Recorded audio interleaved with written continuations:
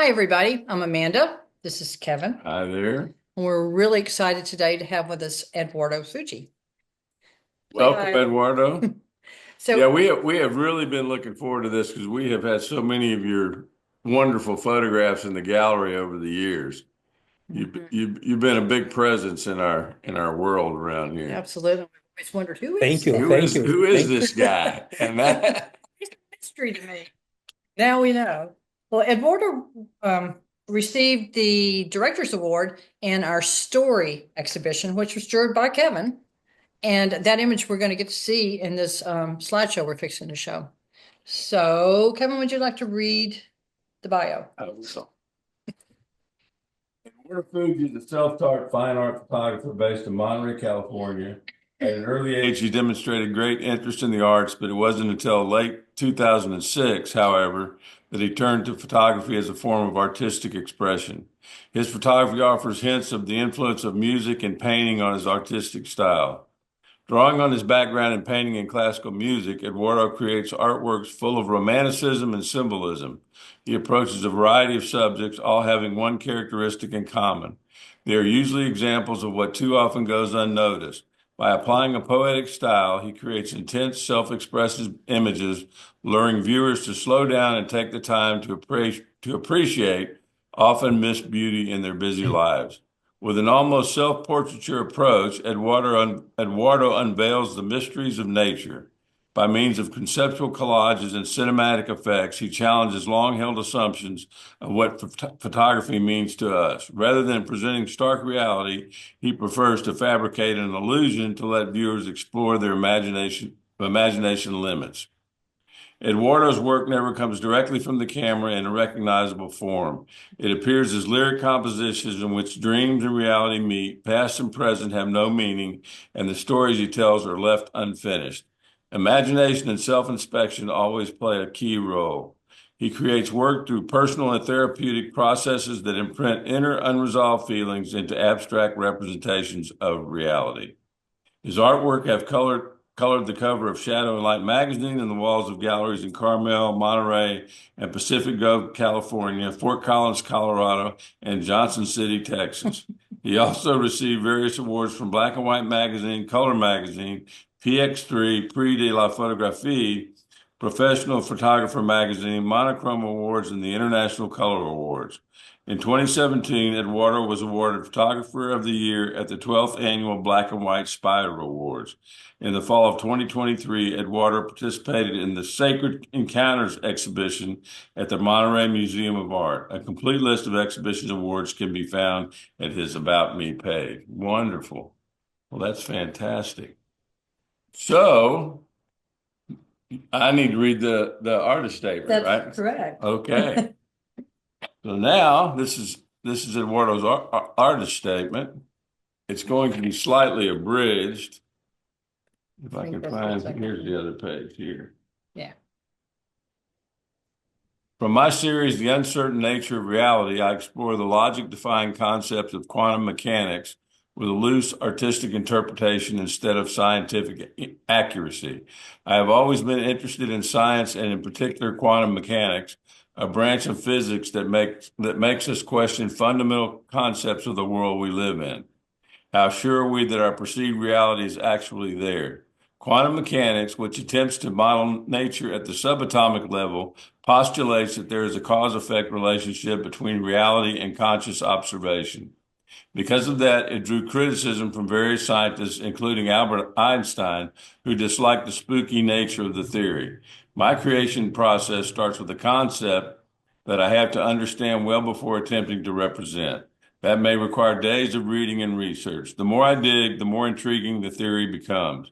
The implementation of concepts consists of digitally composing and collaging images of ballet dancers in rehearsal with a variety of textures and painted layers. Concepts include results of experiments that cannot be explained by classical physics, led scientists to theorize that time is not unidirectional. The future can influence actions in the past. Quantum tunneling, superposition, and entanglements are other fascinating concepts of quantum mechanics that defy logic and make us question if this is actually science fiction. When I look at a photograph, what stands out to me is its power to stir up emotion. That's the most important thing. That emotional connection draws people in, whether it's happiness, calm, warm, or even fear. It's the reason they might want to own a print or share it with others.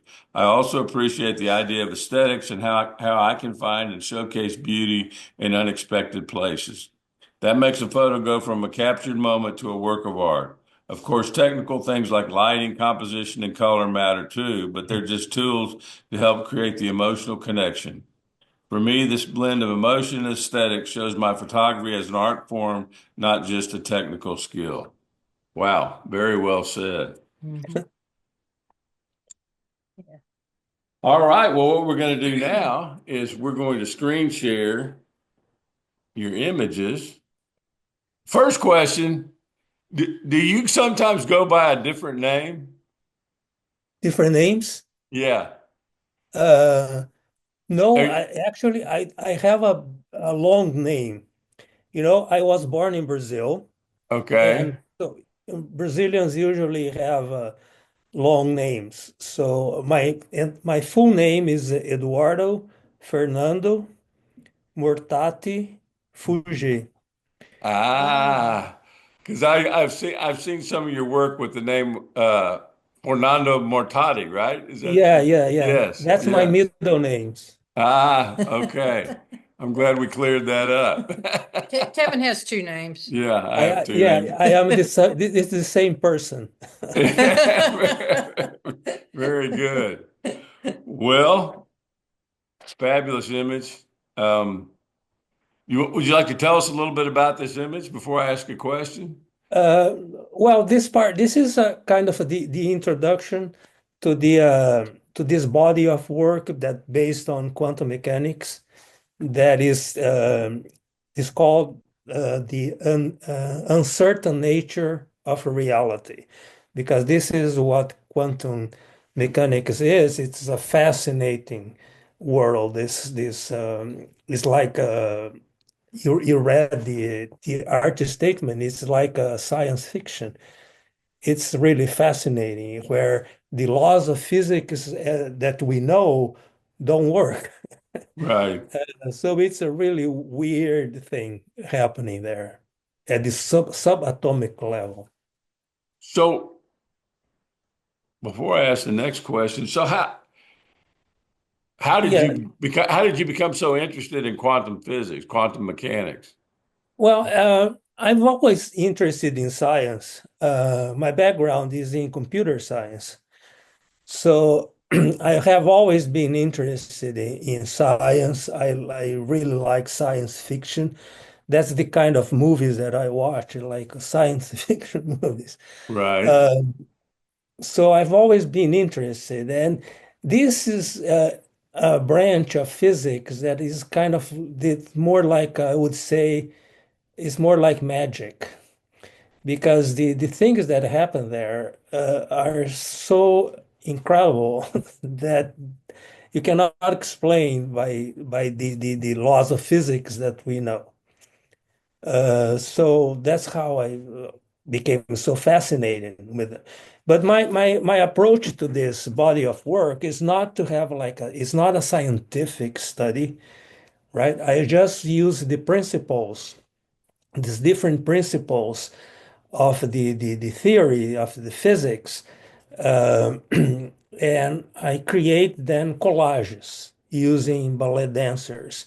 And most of the ballet dancers are actually just one ballerina that is happens to be the granddaughter of one a photographer from our photography group that we have here in Monterey, the image makers of Monterey.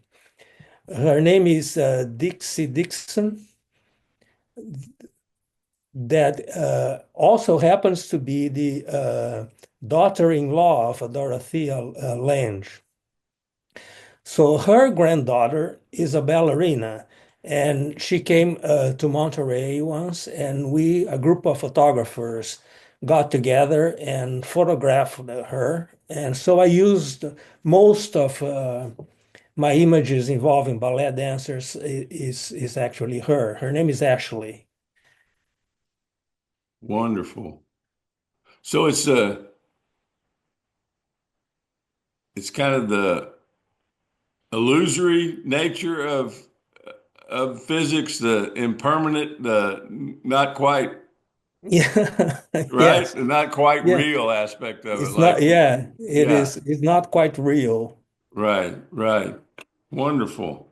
So let me ask you a question here. So Eduardo, you have a very eclectic oeuvre, yet it appears to come from the same creative urge, a need to transform and embellish reality. Does this come entirely from your art and painting background, or is there a deeper motivation? I think you've Ye- spoken to that already, but could you Yes, elaborate yes, on it that? does. It does. Well, yes, painting has a big influence in my artistic expression. So does classical music. I actually got involved with classical music very early. I think maybe when I was 5 or maybe even earlier. I don't even remember right now. But I've been listening to classical music since I was a child. And that's why that's the only music that I listen to, because it gives me this feeling of home. I feel at home. I feel go back to my childhood. It was a very happy time. So that influences me a lot. So, and also I do like to manipulate images because I approach art making from a self-portrait kind of way, you know. So all my images, they kind of reflect my mood, my thoughts at the time. So I always want to imbue these images of something, give it part of myself to it.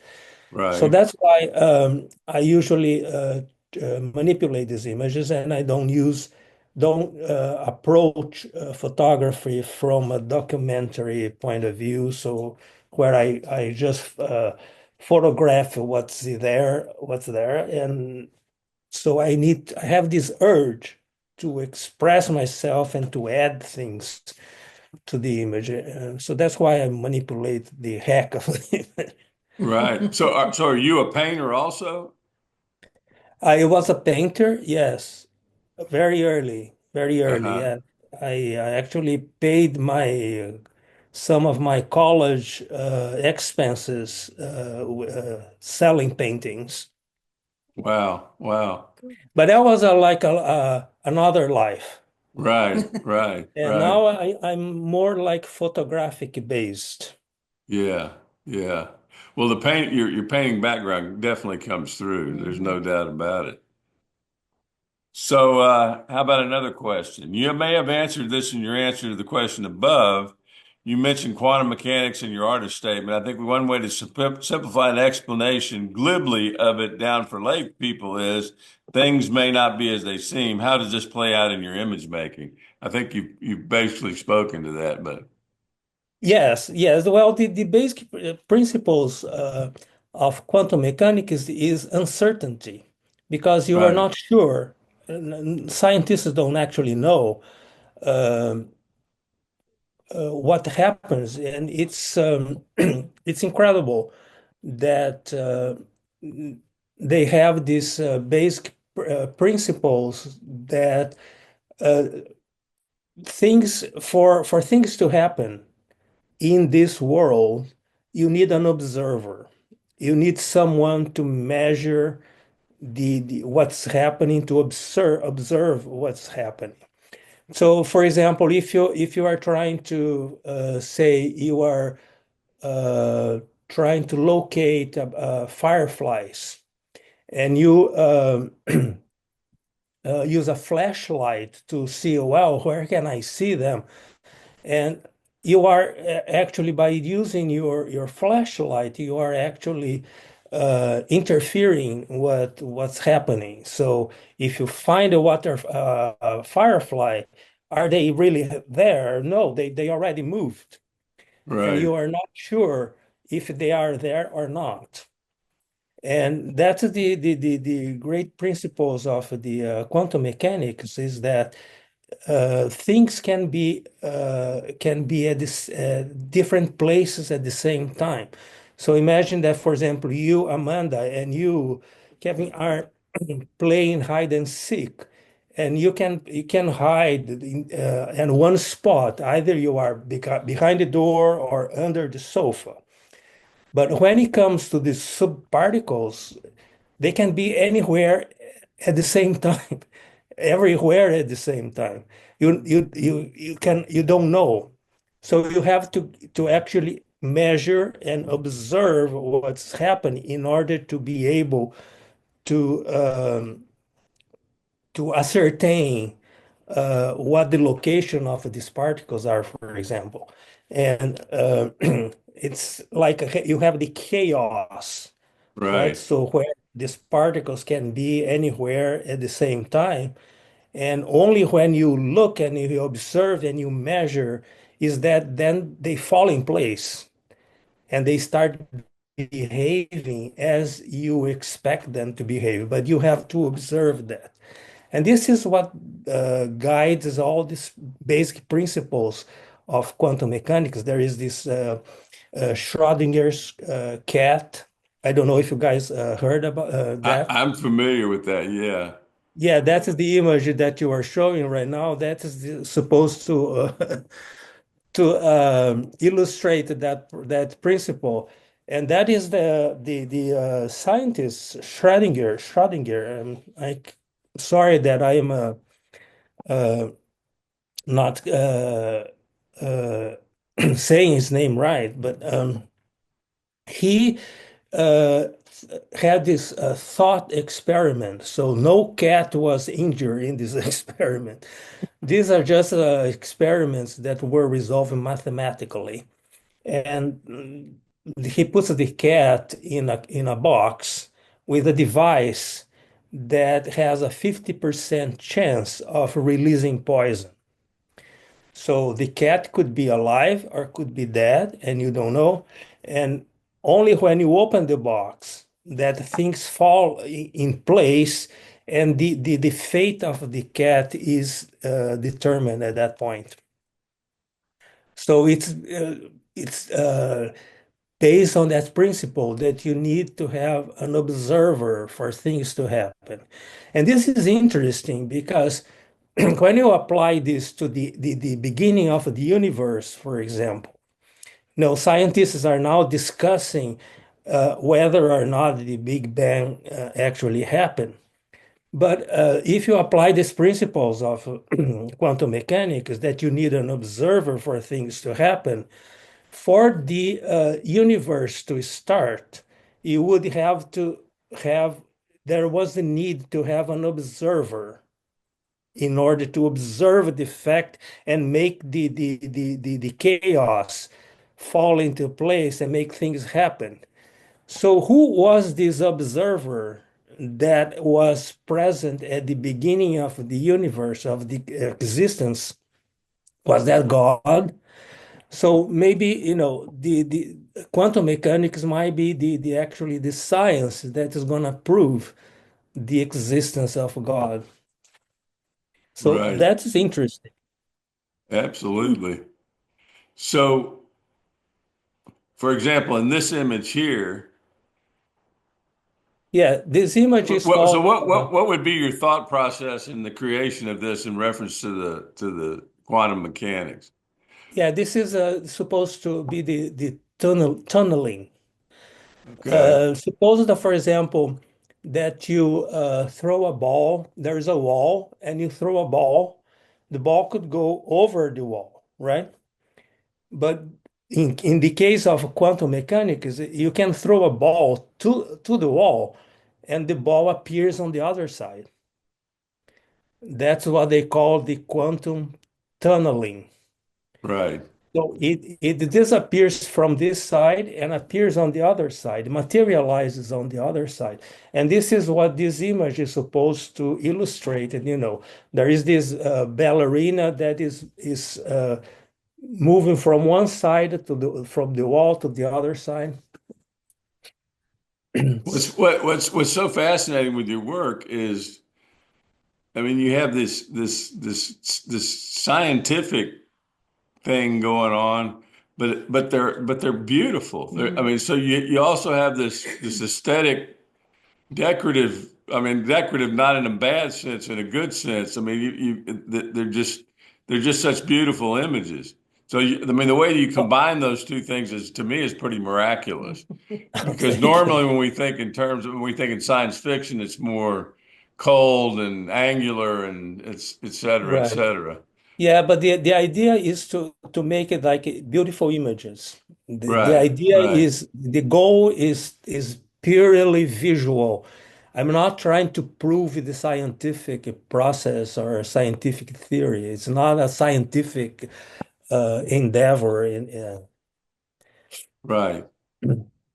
Well, like this is just wonderful. I mean, they're Yeah, fantastic. this is one of the images that were showed at the museum, the Monterey Museum of Art, in the fall last year. And this is supposed to be the many worlds interpretation, uh, which says that for every decision that you make, the universe splits.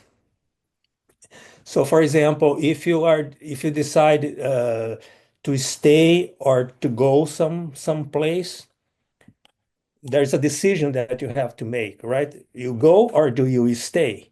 Right, So so then the universe splits, and there is one universe where you go, and there is one universe where you stay. And then if you go, you can go by car, you can go by plane, or you can go by train. So the universe then splits. One, you go by car. So there are like unlimited number of universes that creates that it splits for every decision that you make. So this is the what they call the many worlds interpretation. right. It's a fascinating thing A- also. Absolutely. So yes, So can I ask you one more question? sure. You mentioned a background in classical music, or you mentioned classical music. Music and physics are disciplines that deal with the concepts of resonance and harmonics. How does this influence your work? Well, because there is always a prelude playing in the back of my head when I'm creating art. So music is very important to me. I'm practicing the piano like every day. It's a big part of who I am. So that influences everything I do, including create art. Well, it shows. I mean, these are they're just so incredibly well done. They're just really. I have to go back to one real quick. I mean, this is just Yeah, I stunning. love I that mean, one that's too. just a stunning image. Thank you. Yeah, So how did this is that come? How did that come about? Well, how did you? well, this is supposed to illustrate the collapse of the wave function, which is a scientific term that remember when I told you that there is a chaos, and Right, then when you observe, when you go and measure the things fall in place. This falling in place is called the collapse of the wave function in terms of quantum mechanics terminology. So this is what is supposed that she is observing, and the wave is collapsing. There's collapsing while she's observing. and she is also a ballet dancer. Is that correct? Is that She is the ballerina. Yes, that is yeah? actually the ballerina that I mentioned before. Wonderful.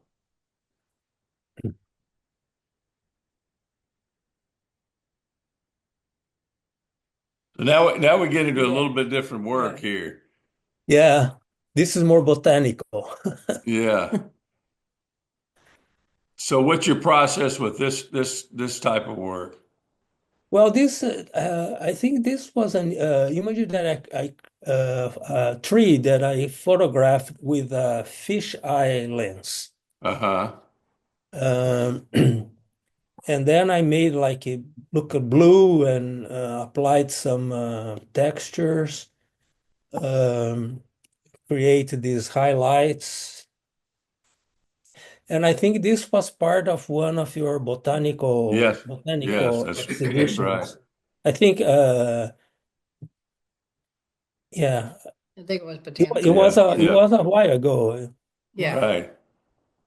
Well, your painting background certainly comes through. Yeah. Yeah, this is also I think the same botanical Mm. Right. exhibition. I think it was juried by Wendy Schneider, Yeah, if that's Wendy, right. That's right. Yep. who I met here in Carmel. cool. She's wonderful, isn't she? Yes, she is wonderful. You know, my artistic career or was influenced by many women photographers. You know, Elizabeth Opalenik, Right, right, Martha Casanave. It's, I took a workshop on pinhole cameras with her Mhm. and also cyanotypes. right. And I plan to go back to doing this more labor work or manual work. So I'm planning to do some photograms. So hopefully you'll be seeing some of this work in the future. We had this in a Yep. show. Yeah. I think it was one that I juror, wasn't Yep. I think it was. it? Yeah. Well, I love that image. Yeah, that's just it may have even yeah, I think it Yeah, did. this one got a director's award I also. think that was I chose that. That's yeah. right. Yeah, that's a Yeah, this wonderful is a image. collage. Yeah. You know, Yeah. these are different images that I put together. And I don't plan to make it like look like it's a one image. I don't mind imperfection. Uh,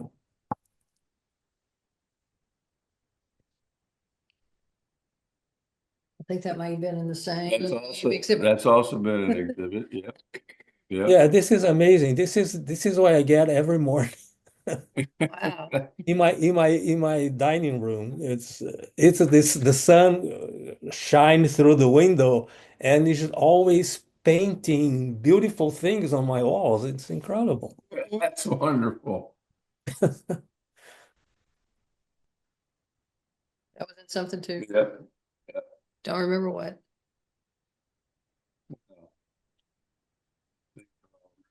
Really nice. What was that one in? Yeah, this is actually again. Where either. These are kind of crazy ideas. A a good crazy idea. It's a bit allegorical, I would Yeah. imagine. Yeah. So that one is the one that got the director's award for story. That's right. Yeah. That's right. And that's actually it too. It's beautiful. Really, really, really well done. Thank you.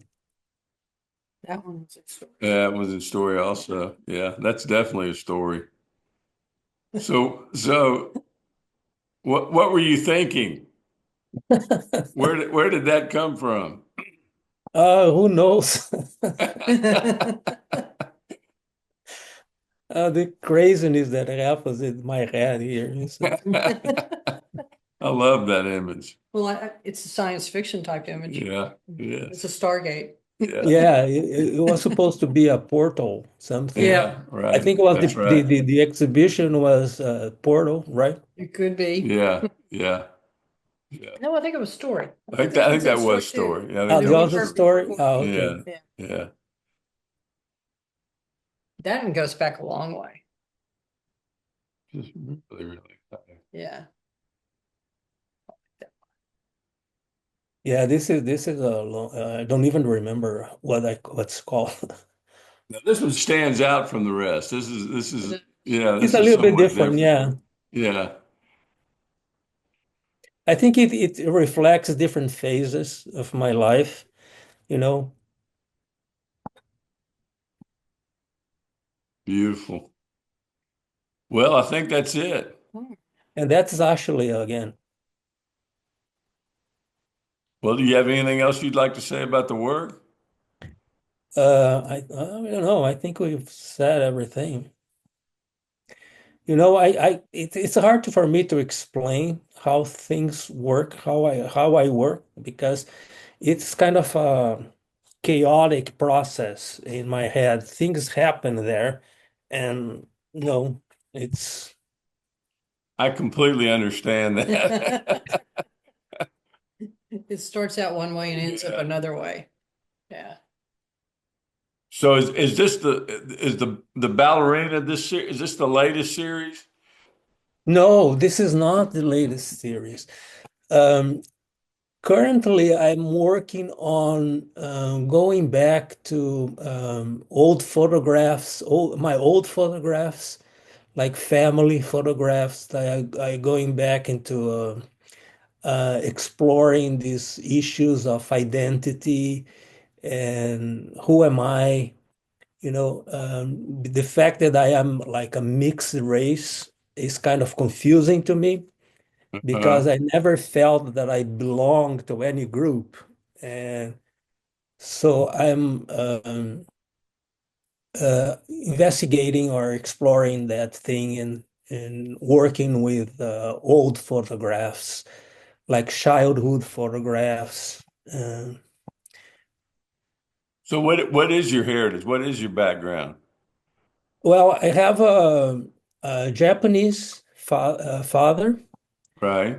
and I have on my mother's side, I have a German grandmother and an Italian grandfather. And I'm actually now in the process of getting Italian citizenship. Wow. Wow. And so hopefully I will, retire in Italy. Well, that's fantastic. Well, again, the work is really stunning. Oh, thank you. We Thank you guys for giving us photographers the opportunity to show our works. You guys are wonderful doing that. You're very, very welcome. But again, I got to tell you, it's been great to meet you because it's like we've known you all these years. You've been part of our life. Yeah. Yeah. Yeah. All right. Well, great talking to you, Eduardo, Why, thank you very much. Good and talk to keep up you. the good work. Thank you. Yeah, I will. Thank you. Okay. Bye-bye. Bye-bye.